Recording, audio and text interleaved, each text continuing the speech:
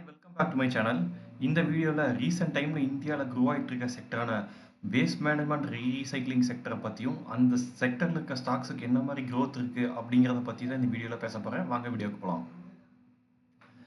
இந்த பிக்சரை பார்த்தாலே தெரியும் வேஸ்ட் மேனேஜ்மெண்ட் ரீசைக்ளிங் செக்டரில் இருக்க கம்பெனிஸ் என்ன பிஸ்னஸ் பண்ணுறாங்கன்ட்டு. பேசிக்காக அவங்க வந்து வேஸ்ட்டை கலெக்ட் பண்ணுறாங்க. கலெக்ட் பண்ண வேஸ்ட்டை டிரான்ஸ்போர்ட் பண்ணி அதை ப்ராசஸிங் சென்டருக்கு கொண்டு போகிறாங்க. அங்கே ப்ராசஸிங் சென்டரில் ப்ராசஸ் பண்ணும்போது எதெல்லாம் ரீசைக்கிளபிளாக இருக்கோ அதெல்லாம் ரீயூசபிளாக திரும்ப கொண்டு வராங்க பொதுமக்கள் பயன்பாட்டுக்கு. எதெல்லாம் அன்யூசபிளாக இருக்கோ அதை டிஸ்போஸ் பண்ணிடுறாங்க. அப்படி டிஸ்போஸ் பண்ண வேஸ்ட்டை வந்துட்டு மானிட்டர் பண்ணுறாங்க. சில இடத்துல வந்துட்டு டம்ப் யார்டில் போட்டு எரிச்சிடறாங்க. இதை தான் அவங்க பேசிக்காக பண்ணுறாங்க.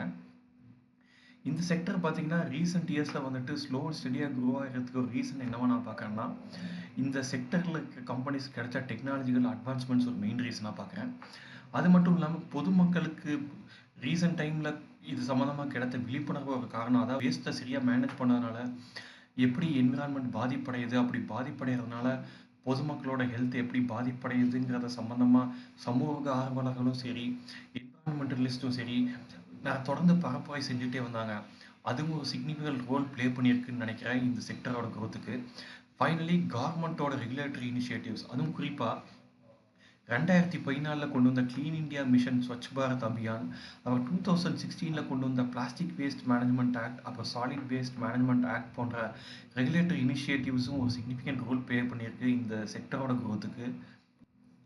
இந்தியாவில் ஒரு வருஷத்துக்கு பார்த்தீங்கன்னா 62 மில்லியன் டன் வேஸ்ட் வந்து ஜென்ரேட் ஆகுது. இல்லை 43 மில்லியன் டன் வேஸ்ட் தான் கலெக்டே செய்யப்படுது. அதில் 12 மில்லியன் டன் வேஸ்ட் தான் ட்ரீட் செய்யப்படுது. 31 மில்லியன் டன் வேஸ்ட் வந்து லேண்டில் போட்டு டம்ப் பண்ணிடுறாங்க, அதை எரிச்சிடுறாங்க. ஸோ இது காரணம் என்னன்னு பார்த்தீங்கன்னா, இந்த இண்டஸ்ட்ரியில் இன்னும் போதிய அளவுக்கு கம்பெனிஸ் வராதுதான் காரணம். இன்னும் இந்த செக்டர் இப்போ தான் ஸ்லோ அண்ட் ஸ்டடியாக க்ரோ ஆகிட்டு இருக்கு. இந்த செக்டருக்கு இப்போ தான் வந்துட்டு நிறைய கம்பெனிஸ் கொஞ்சம் கொஞ்சமாக வர ஆரம்பிச்சிருக்காங்க. எக்ஸ்பர்ட்ஸ் என்ன சொல்கிறாங்கன்னா, இந்த இண்டஸ்ட்ரிக்கு பெரிய லெவலாக க்ரோத் இருக்கதா ப்ரெடிக்ட் பண்ணுறாங்க. அதுவும் குறிப்பாக இந்த செக்டருக்கு 2025க்குள்ள இதோட பிஸ்னஸ் வேல்யூங்கிறது பார்த்தீங்கன்னா 14 பில்லியன் யூஎஸ் டாலர் இருக்கிற செக்டராக இந்த இண்டஸ்ட்ரி மாறும்னு சொல்கிறாங்க. அதுவும் இப்போ இருந்து 1 இயருக்குள்ள இந்த இண்டஸ்ட்ரியோட க்ரோத்துக்கு வந்து 7% ஆகும்னு சொல்லி எதிர்பார்க்குறாங்க. அதுவும் குறிப்பாக பார்த்தீங்கன்னா ராஜஸ்தான், மத்திய பிரதேஷ், குஜராத், சத்தீஸ்கர் போன்ற மாநிலங்களில் இண்டஸ்ட்ரியல் வேஸ்ட்டை ஹேண்டில் பண்ணுறதுக்கு பெரிய பிஸ்னஸ் ஆப்பர்ச்சுனிட்டி இருக்கிறதா சொல்கிறாங்க. அதே மாதிரியே மகாராஷ்டிரா, தமிழ்நாடு, தெலுங்கானா, உத்தரப்பிரதேஷ், வெஸ்ட் பெங்கால் போன்ற மாநிலங்களில் முனிசிபல் வேஸ்ட்டை மேனேஜ் பண்ணுறதுக்கு நிறைய பிஸ்னஸ் ஆப்பர்ச்சுனிட்டி இருக்குன்னு சொல்கிறாங்க. ஸோ முனிசிபல் வேஸ்ட்டை ஹேண்டில் பண்ணுற கம்பெனிஸ்க்கும் சரி, இண்டஸ்ட்ரியல் வேஸ்ட்டை ஹேண்டில் பண்ணுற கம்பெனிஸ்க்கும் சரி பெரிய அளவில் பிஸ்னஸ் இருக்குதுன்னு சொல்லி நம்மளுக்கு இதை பார்த்தாலே தெரியுது. அது மட்டும் இல்லை, நான் ஏன் பொதுவாக இந்த இண்டஸ்ட்ரிக்கு வந்து நல்ல ஃப்யூச்சர் இருக்குன்னு நான் சொல்கிறேன்னா, அதுக்கு காரணம் பாப்புலேஷன் க்ரோத், அதே மாதிரி அர்பனைசேஷன், அப்புறம் இண்டஸ்ட்ரியலைசேஷன், என்விரான்மெண்ட் பொல்யூஷன், அப்புறம் ஹெல்த் அண்ட் ஹைஜீன், அதே மாதிரி நான் டெக்னிக்கல் செக்டராக இது இருக்கிறது தான்.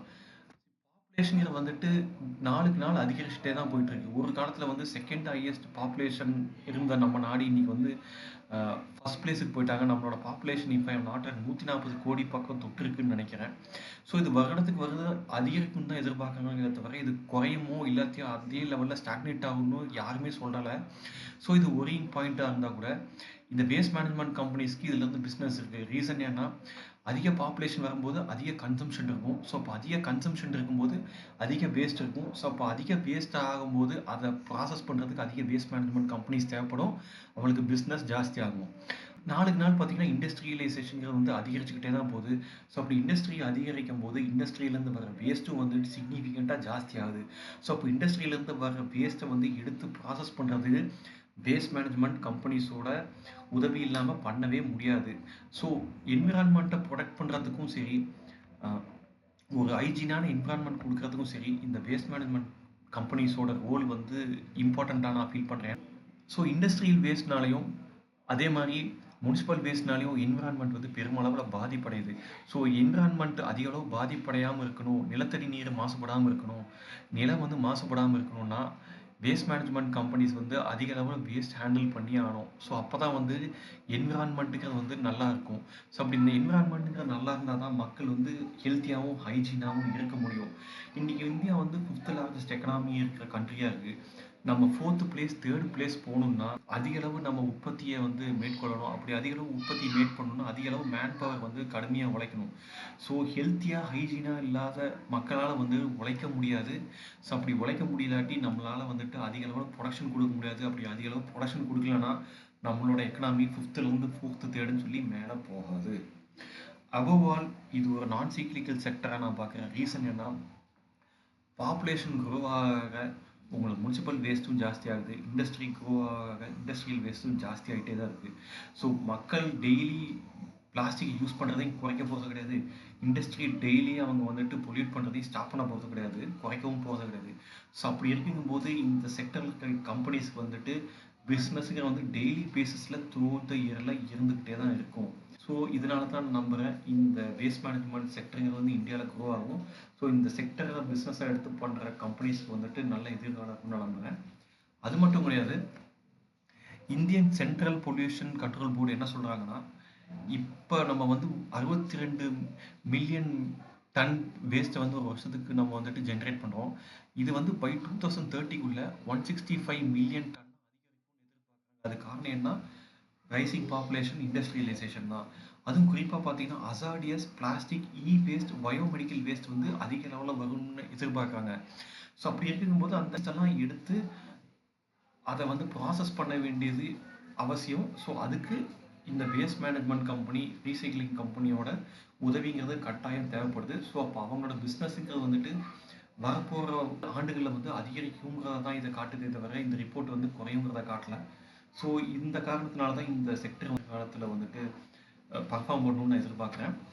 இப்போது நம்மளோட ஸ்டாக் மார்க்கெட்டில் ட்ரேட் ஆகிட்டு இருக்க சில வேஸ்ட் மேனேஜ்மெண்ட் அண்ட் ரீசைக்ளிங் கம்பெனிஸோட ரிப்போர்ட்டை பார்த்துடலாம். இல்லை கிராவிட்டா இந்தியா பார்த்தீங்கன்னா அதிக மார்க்கெட் கேப்போட கிட்டத்தட்ட 10,488 கோடின்னு இருக்குது. இவங்களுக்கு பார்த்தீங்கன்னா டெப்ட் டு ஈக்விட்டி ரொம்ப கம்மி, one of the best ROCE இருக்கிற கம்பெனியாகவும் இங்கே இருக்காங்க. அடுத்து பார்த்தீங்கன்னா ஈகோ ரீசைக்ளிங் லிமிடெட், இவங்களும் ஸ்மால் கேப் கம்பெனி தான். 1160 கோடி தான் இவங்க மார்க்கெட் கேப்பே. டெப்ட் டு ஈக்விட்டி ரொம்ப கம்மியாக இருக்குது, 0.09 தான் இருக்குது. பட் பிஇ ரேஷியோ ஜாஸ்தியாக இருக்குது. ஆர்ஓஇயும் சரி ஆர்ஓசியும் சரி 30க்கு மேலே இருக்குது. ஒன் ஆஃப் த பெஸ்ட் இந்த இண்டஸ்ட்ரின்னு சொல்லுவேன் இந்த கம்பெனியை. டோட்டல் டெப்ட் பார்த்தீங்கன்னா 6 கோடி தான் இருக்குது. ஸோ இதுவும் ஒரு நல்ல கம்பெனி, இவங்களோட ஃபண்டமெண்டல்ஸும் பார்க்க நல்லா ஸ்ட்ராங்காகவே இருக்குது. அடுத்து பார்த்தீங்கன்னா urban environment waste management limited, இது ஒரு மைக்ரோ கேப் கம்பெனி. இவனோட மார்க்கெட் கேப்பே 136 கோடி தான் இருக்குது. இவங்களோட பிஇ பார்த்தீங்கன்னா ரீசனபுளாக இருக்குது. பட் இருந்தாலும் இவங்களுக்கு வந்து டெப்ட்டுங்கிறது கொஞ்சம் ஜாஸ்தியாக இருக்குது, 21.7 இருக்குது. ஸோ இது ஒரு நெகட்டிவான விஷயம். மற்றபடி ரீசெண்ட் டைமில் இந்த ஸ்டாக் நல்லா பர்ஃபார்ம் பண்ணியிருக்கு. இதனாலேயே இவங்களை ஆர்ஓஇயும் சரி ஆர்ஓசியும் சரி அதிகமாகவே இருக்குது. அடுத்து பார்த்தீங்கன்னா விஏடெக் வாபாக் லிமிடெட், இவங்களோட மார்க்கெட் கேப் பார்த்தீங்கன்னா 7,286 க்ரோஸாக இருக்குது. பிஇ 29.6 இருக்குது.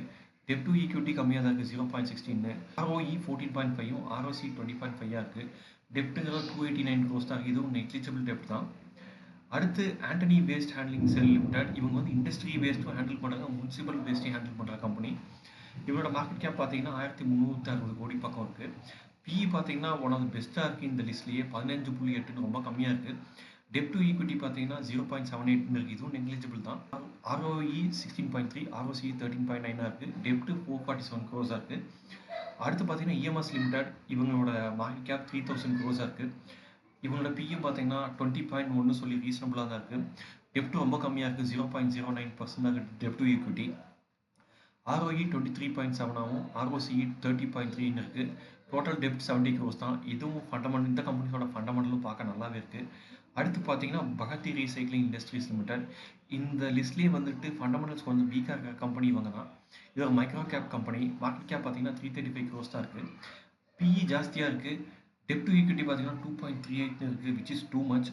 இவங்களோட டெப்ட் பார்த்தீங்கன்னா 99 க்ரோஸாக இருக்குது. ஸோ 335 க்ரோஸ் மார்க்கெட் கேப் இருக்கிற கம்பெனி 99 க்ரோஸ் டெப்ட்டுங்கிறது ரொம்ப ஜாஸ்தி. பட் ரீசெண்ட் டைமில் இந்த ஸ்டாக் நல்லா பர்ஃபார்ம் பண்ணிக்கு, இதனாலே இதோட ஆர்ஓஇ ஆர்ஓசியும் பார்த்தீங்கன்னா நல்லாவே இருக்குது, 20.9 அண்ட் 18.4.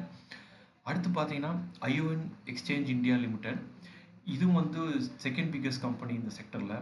மார்க்கெட் கேப் பார்த்தீங்கன்னா 7,480 க்ரோஸ் இருக்குது. பிஇ பார்த்தீங்கன்னா ஸ்லைட்லி ஹையாக இருக்குது, 38.3. டெப்ட் டு ஈக்விட்டி மினிமலாக தான் இருக்குது, 0.15%. ஆர்ஓஇ 21.1, ஆர்ஓசி 27.2 இருக்குது. டோட்டல் டெப்ட் பார்த்தீங்கன்னா 152 க்ரோஸாக இருக்குது, இதுவும் நெக்லிஜிபிள் தான். இந்த லிஸ்ட்லேயே ஒன் ஆஃப் த டெப்ட் ஃப்ரீ ஸ்டாக்கா எதுன்னா இந்த நூப்பூர் ரீசைக்ளர் லிமிடெட் தான். இவங்களுக்கு டெப்ட் வந்து 0வா இருக்கு. இதுவும் ஒரு மைக்ரோ கேப் கம்பெனி தான். இவங்களோட மார்க்கெட் கேப்பே பார்த்தீங்கன்னா 627 க்ரோஸா தான் இருக்கு. கம்பெனி டெப்ட் ஃப்ரீயா இருக்கிறனால தான் மேபி இந்த ஸ்டாக் அதிக பேர் வாங்கியிருக்காங்கன்னு நினைக்கிறேன் ரீசென்ட் டைம்ல. இதனாலேயே பார்த்தீங்கன்னா இதோட பிஇ ரேஷியோங்கிறது வந்து அதிகமா இருக்கு. 88ன்னு இருக்கு. இந்த லிஸ்ட்லயே வந்துட்டு பிஇ அதிகமா இருக்க கம்பெனி இவங்க தான். ஆர்ஓஇ பார்த்தீங்கன்னா கம்மியா தான் இருக்கு. 9.16. ஆர்ஓசியும் பார்த்தீங்கன்னா 12.8 இருக்கு. இது போக வேறு சில கம்பெனிஸும் இந்த வேஸ்ட் மேனேஜ்மெண்ட் ரீசைக்ளிங் செக்டர்ல இருக்காங்க. பட் எல்லா கம்பெனியோட ஃபண்டமெண்டலையும் குயிக்கா கவர் பண்ண முடியாதுங்கிறதுனால ஒரு குறிப்பிட்ட கம்பெனிஸோட ஃபண்டமெண்டல்ஸை மட்டும் இந்த இந்த வீடியோல கவர் பண்ணியிருக்கேன். ஐ ஹோப் இந்த அனாலிசிஸ் உங்களுக்கு யூஸ்ஃபுல்லா இருந்திருக்கும்னு நினைக்கிறேன். இந்த வீடியோ பத்தி உங்களுடைய கருத்துக்களை மறக்காம கமெண்ட் செக்ஷன்ல சொல்லுங்க. மீண்டும் வேற ஒரு வீடியோல சந்திக்கலாம். அது வரைக்கும் பபாய்.